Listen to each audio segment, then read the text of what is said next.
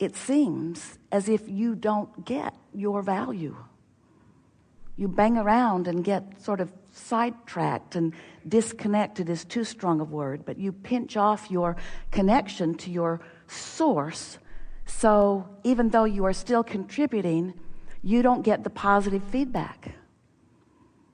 When you feel positive emotion, that means that you are tuned into this stream, this continuum that is us into you, back into us into you, back into us into you. And there's no short circuit when you feel positive emotion. It's all flowing. You're focused, and you're focused in a vibrational way that the vibration that is your source is flowing clearly with you. So the continuity between who we all are is intact, which translates into a really nice moment for you.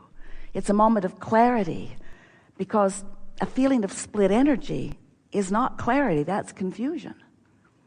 So when you figure out, and we'll be talking about it all day today, if you haven't figured it out, you will by the end of this day. When you figure out how to be in alignment with the source that is really you, and how to consistently stay in alignment with the source that is really you, so that you allow some momentum of that relationship to build. When your expectation morphs into expecting good things to come to you because you understand the goodness that is you, then it's like you've pushed the reset button and you're back to that knowing that you held when you made the decision to come into this physical body to begin with. You're back to that pure positive energy place where you're expecting the well-being that you deserve and that you are so worthy of. Except there's a difference when you push that reset button today. Because as you push it today, you've got all of this sorting and sifting under your belt. You've been sifting through the details of your life experience, and you've been identifying with precision the things that matter to you. So you have, because of this focus in this body, this personality that is you, you have crafted, and we mean that in just the word that crafted is. You have crafted a vibrational version of life experience to which you have full and complete manifestational rights. It's like you've created something that you will later inherit. And there's nothing between your having desired it and set it into motion and you receiving it and experiencing the full, delicious benefit of seeing it and hearing it and smelling it and tasting it and touching it. There's nothing between the dream that you dreamed and the reality that you're living other than your vibrational frequency, which you don't practice all that well. So maybe we're finding a way to say to you something that we've been saying to you for a long time.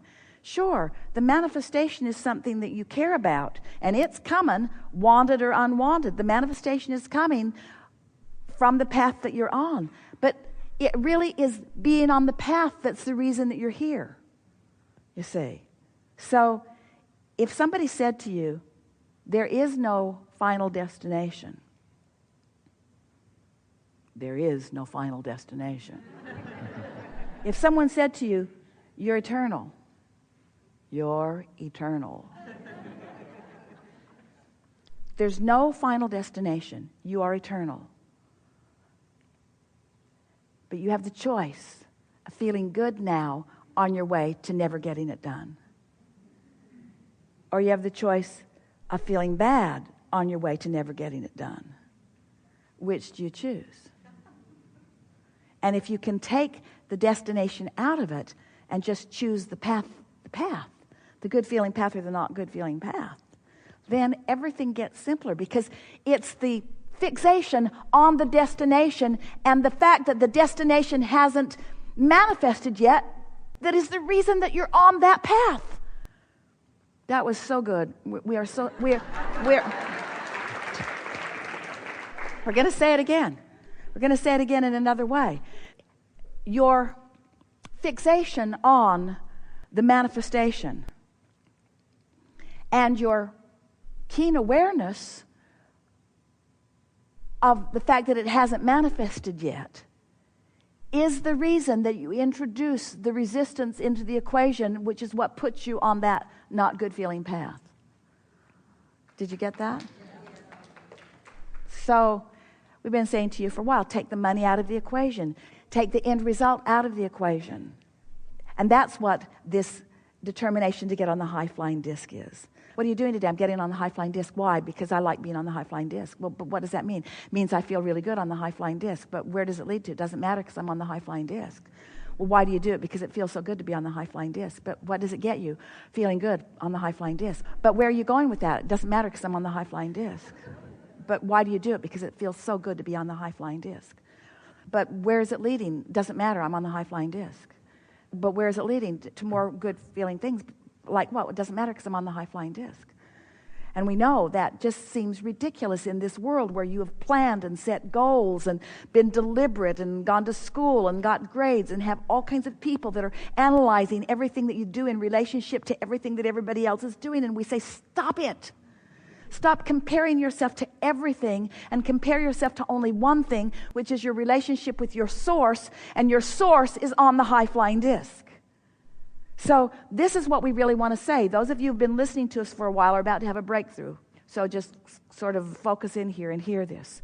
So we've been talking to you about the vortex that you've been launching, the vibrational reality. Have you been following that? You know what you don't want, you know what you do want, which causes you to launch a rocket, and it creates this vortex. And today we told you that you've been launching these thoughts and creating these vibrational vortices, these vibrational realities on both wanted and unwanted things. But the source within you, the source from which you came, and the source who has been expanding and evolving as a result of your exposure to life here, has been tuning and orchestrating and tending to this high-flying vortex, which is who you really are, all that you've become. So that the source within you is on that high-flying disc. You could not have asked a better question. How do I know when I'm on it? You come into alignment with who you really are.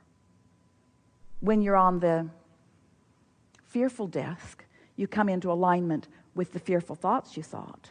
And you come into alignment with other people who have thought those same fearful thoughts.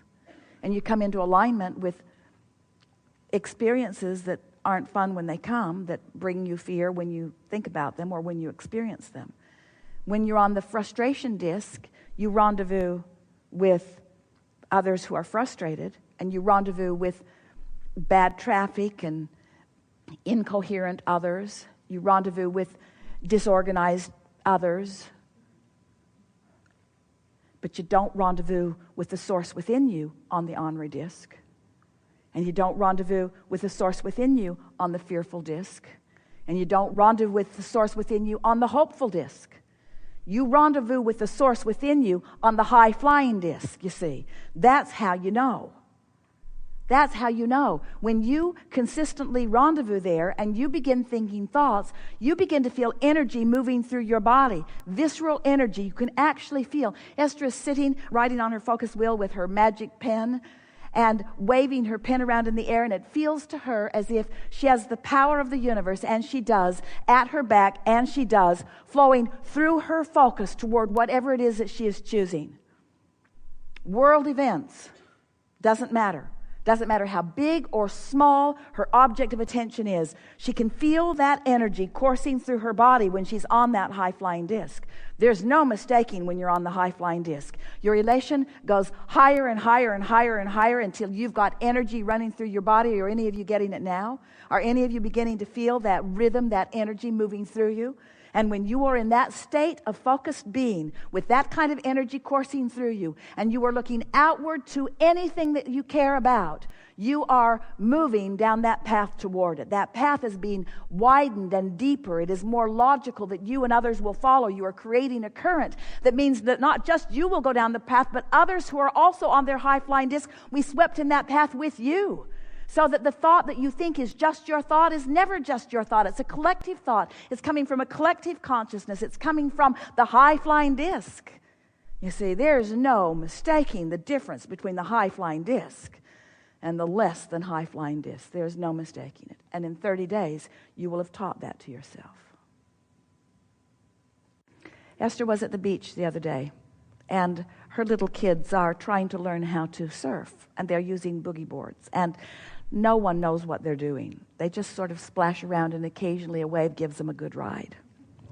And Esther didn't get in the ocean with them. She was just watching from a distance, and they were having fun, and so they had no conversation about how to go about it. And so since then, Esther's been eating lunch at the beach every day and watching the surfers. And so it occurred to her that the ocean is relentless. Are you aware of that? The waves are just coming and coming and coming and coming. It's a momentum. No one calls up and says, I'm here, start the waves. There is a momentum, a pretty predictable momentum. So it really, for the surfers, is about positioning themselves in the wave. So Esther notices that these teenagers that she is watching, they're new to the game too. They're just learning. They're trying to find their placement in the wave. So here comes a wave, and it just sort of washes over them and takes the board right out of their hands. And here comes another one, and it sort of washes over them. And here comes another one, and it just washes over them, and they get nothing from it. And after a little while, they're watching over their shoulder, and they're watching the wave coming. And as they're watching the wave coming, now they're on the board, and they begin paddling with the wave. They begin getting their momentum up to about what they have now calculated through trial and error of what the momentum of this wave is. And if they get their momentum timed precisely just ahead of that wave, then that wave just comes right up and carries them all the way to the shore. A nice, long, really fun ride. And so Esther, she's writing in her journal because she wants to guide the kids when they come back to Del Mar. I figured some things out about this. If you're not moving with the wave when it comes, it will knock you over. Or at least it will not give you a ride. But if you're up to speed with the wave, so you all have set the waves in motion. You set the wave in motion before you ever got here into this physical body. And as you've been sifting through the contrast of your life, you've been setting the wave in motion. You've got a relentless energy wave machine pushing you forward into the completion of anything that you want. But you've got to be up to speed with the wave. You've got to be ready for the wave. You've got to be ready for that wave. And so that's what that inspiration is. In other words, if you've been fussing and worrying, if you've been noticing that things aren't working out well, then you're not catching that wave. So the real question is, what wave are you catching? And the answer to that question is easy for you to answer. Did you catch the wave to prosperity? Is there more money than you have any sensible use for flowing through your experience? Then that's the wave you caught. You practiced it, and you got up to speed with it, and you were ready for it, and you were ready when it came, and you rode it. Yes? Or did you catch the wave of not enough money? Because that wave's coming too. You're the one that set those waves in motion. And so you've got to determine what it is that you want. You've got to define what you want. But you've also got to practice your readiness to be in sync with that which you want. And there's just no better way. Esther watched, and she learned, and she wrote it down, and she will say it. But those kids are not going to learn it from her words. They're going to have to get out there in the waves, and they will find their relationship with those waves. They will, and you all do too. You get to determine if you've picked a wave that's leading you toward abundance or a wave that's leading you toward lack of it. You get to pick whether you've picked a wave that is leading you toward clarity or a wave that's leading you toward confusion. You get to pick the wave that's leading you toward progressive people that are really fun to co-create with, or troublesome people that are criticizing and critical of everything. You get to choose. You get to choose which wave in the stock market industry you ride. Are you riding with the high flyers, or are you riding with those who are bottoming out? You get to choose it all, you see. You get to choose. And you can just pick it out of the sky. You get to choose it. We have enjoyed this interaction more than words can convey. You are magnificent beings who are in this moment in alignment with who you are. And whether you are in any moment in time in alignment with who you are or not, there is no transgression that you have defined as a transgression that is egregious enough to ever cause that which is source to look with anything other than love and appreciation upon that which you are.